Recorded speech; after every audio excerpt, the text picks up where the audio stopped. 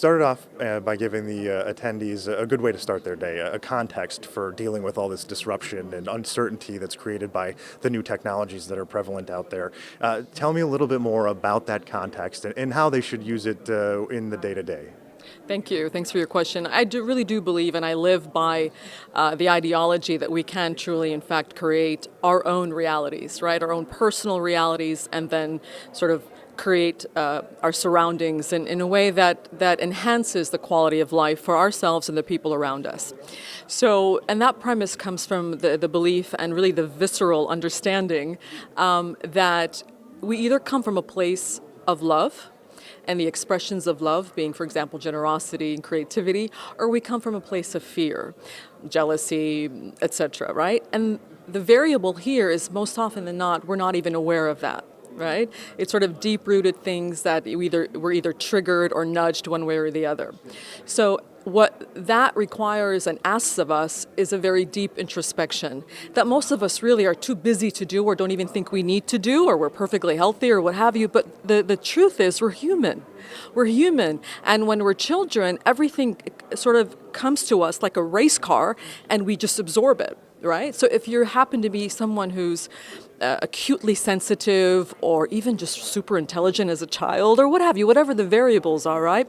You are somehow influenced and there's certain things that trigger you as you're growing up, right? And so we bring all of that with us as adults in our professional worlds, in our personal lives, and then we take that into the workplace. So there is a beautiful slogan of the United Nations, for example, that says, leave no one behind when it comes to the Sustainable Development Agenda.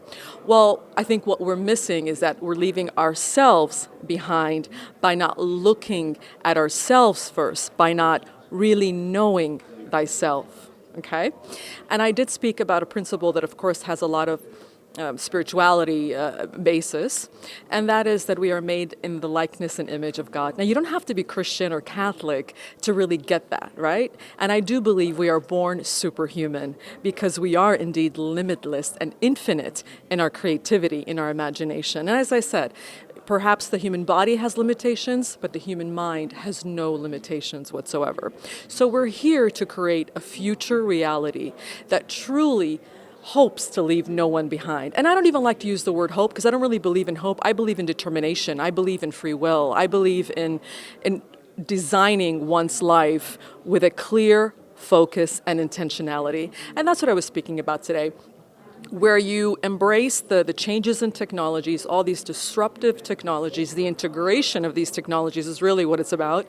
And then you look at emerging markets, you look at the factors outside of us, so to speak, and then you look within. And that's the whole point of sort of my conversation this morning. Let's look at all the relevant variables, let's look at all the relevant arguments, bring it together, hone it in, and then see how through inspection, through self-inspection, through the embracing of a changing world, how can we create what we really want to see, the sustainability of people and planets, right?